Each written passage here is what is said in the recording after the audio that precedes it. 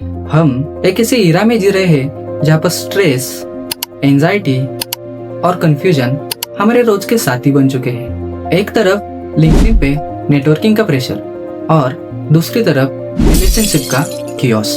हम यूट्यूब पे motivational speaker को सुनते हैं या फिर इन्फ्लुएंसर से लाइफ हैक्स सुनते हैं, पर असली लाइफ लेसन तो हमारे डीएनए में है। क्या आपने कभी सोचा है भगवान राम और कृष्ण हमें लाइफ का एसओपी 5000 साल पहले दे चुके थे। आज हम सिर्फ कहानियां नहीं सुनेंगे, उन्हें रिकॉर्ड करेंगे।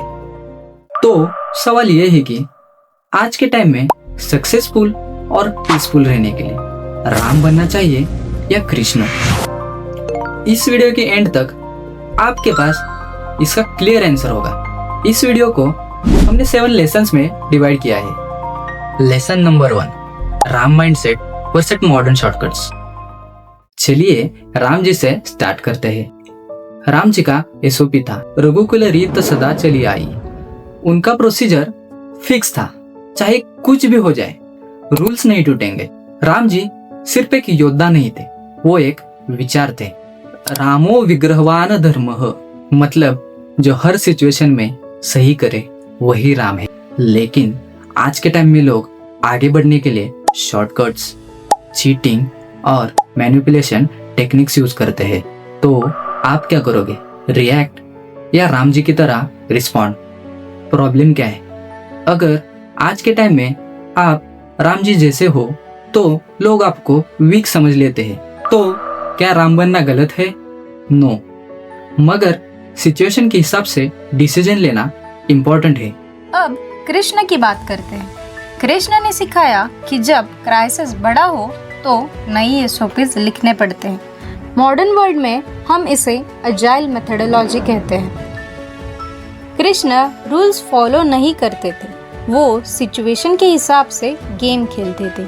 उनका बचपन देखो, माखन चोरी से कालिया नाक तक। कृष्ण अपने दोस्तों के साथ मटकी तोड़ते माखन खाते हैं, लेकिन जब अचानक यशोदा मैया आ जाती है तो कृष्ण मुस्कुराते हैं। ये सिर्फ माखन चोरी नहीं थी, कृष्ण सिखाते हैं कि लाइफ को ओवर सीरियस मत लो, एंजॉय करो, अडेप्ट करो। पर आज क्या हो रहा है, हर तरफ स्ट्रेस, एंजाइटी एंड कंपैरिजन। हम जी नहीं रहे, बस सरवाइव कर रहे हैं। तो मेरा सवाल ये है, क्या सिर्फ रूल्स फॉलो करके आप खुश रह सकते हो? तो कृष्ण का आंसर है कि बैलेंस जरूरी है। Lesson number 2, right people and right power. सबसे पहले बात करते हैं रिलेशनशिप्स की। कृष्ण एंड बलराम। वृंदावन में बचपन से ही कई राक्षस कृष्ण को मारने आते थे। कृष्ण अपनी बुद्धि और शक्ति से उन्हें हराते थे, लेकिन बलराम हमेशा उनके साथ खड़े रहते थे। ये इम्पोर्टेंट है बिकॉज बलराम ताकत थे एंड कृष्ण स्ट्रैटेजी। एक रक्षा करता था तो दूसरा समाधान निकालता था, और दोनों एक साथ अनस्टॉपेबल थे। हर कृष्ण के पीछे एक बलराम होता है जो बिना बोले उसकी रक्षा करता है। लक्ष्मण और भरत। लक्ष्मण त्याग के लिए जाने जाते हैं और भरत उनकी लॉयल्टी के लिए। लक्ष्मण ने राम के साथ सब छोड़ दिया, और कौन सा भाई 14 साल तक पावर को रिजेक्ट कर सकता है? आज क्या होता है, फैमिली में ईगो, कॉन्फ्लिक्ट्स और कंपैरिजंस। क्या आप फैमिली के लिए ईगो छोड़ सकते हो? बिकॉज फैमिली में ईगो छोड़कर सपोर्ट करना, यही भरत का माइंडसेट है। Lesson number 3, rules versus reality. Krishna कहते हैं सेम अप्रोच हर जगह काम नहीं करती। महाभारत के समय में क्योस था और आज के समय में कंपटीशन है। कॉर्पोरेट वर्ल्ड में, बिजनेस में या फिर सोशल मीडिया पे क्या सिर्फ ऑनेस्टी से सरवाइव कर सकते हो, या कभी कभी स्ट्रैटेजी ज़रूरी होती है? कृष्ण सिखाते हैं स्मार्ट बनो लेकिन गलत मत बनो। राम जी का रूल सिंपल था, चाहे कुछ भी हो जाए सही काम करो। लेकिन रियल वर्ल्ड में जब सही करने से आपका लॉस हो और लोग आपका फायदा उठा रहे हो, तब आपको क्या करना चाहिए? यही वो पॉइंट है जहाँ पर लाइफ आपको टेस्ट करती है। Lesson number 4, fear versus action. Now imagine Kurukshetra में धूल उड़ रही है, शंख बज चुके हैं और अर्जुन अपने ही रिश्तेदारों को सामने दिखता है। उसके हाथ कांपते हैं। वो कहता है, मैं ये युद्ध नहीं लड़ सकता। गांडीव नीचे गिर जाता है और अर्जुन बैठ जाता है।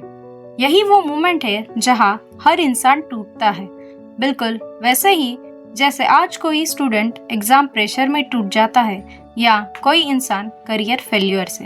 पर तब कृष्ण ने कहा, कर्मण्येवाधिकारस्ते मा फलेषु कदाचन मा कर्मफल हेतुर्भुः माते संगोस्त्व कर्मणि। मतलब तुम्हारा अधिकार सिर्फ कर्म करने पर है, उसके रिजल्ट्स पर नहीं।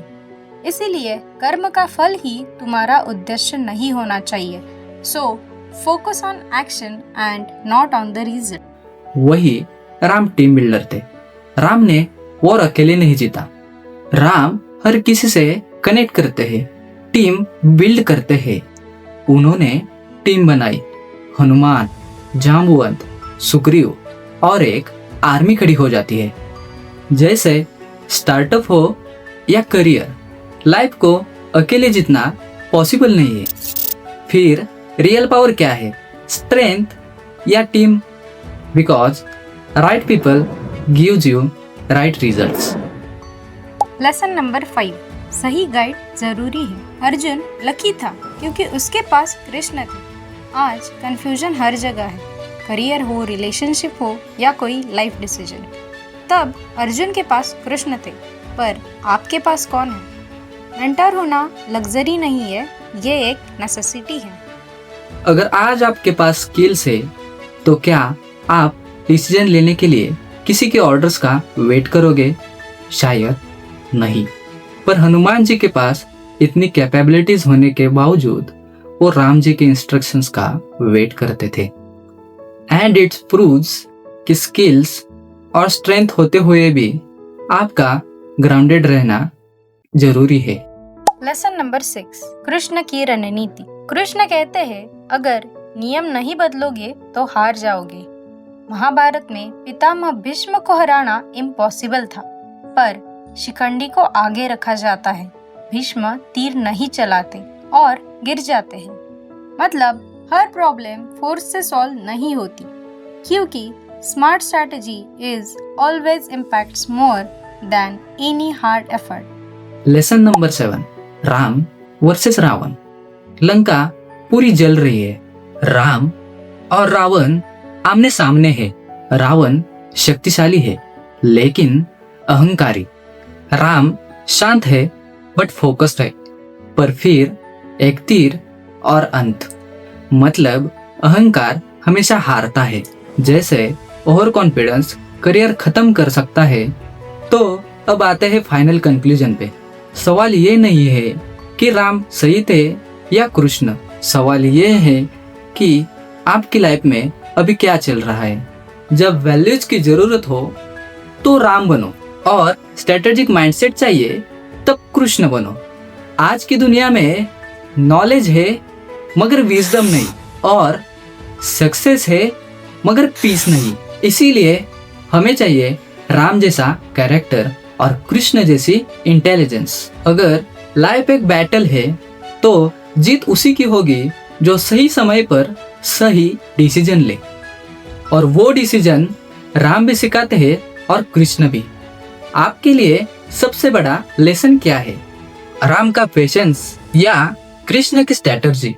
क्योंकि कुरुक्षेत्र में सिर्फ सोचना सॉल्यूशन नहीं है, एक्शन लेना ही सॉल्यूशन है। दिस इज जेनजी इनसाइट, जहाँ पर हम सिर्फ स्टोरीज नहीं, उनका रियल लाइफ रेलेवेंस समझाते हैं। और अगर आप चाहते हो हम ऐसे ही डीप टॉपिक्स डिकोड करें तो जेनजी इनसाइट्स को सब्सक्राइब कीजिए। क्योंकि हिस्ट्री बोरिंग नहीं है, हमने सिर्फ उसे गलत तरीके से पढ़ा है।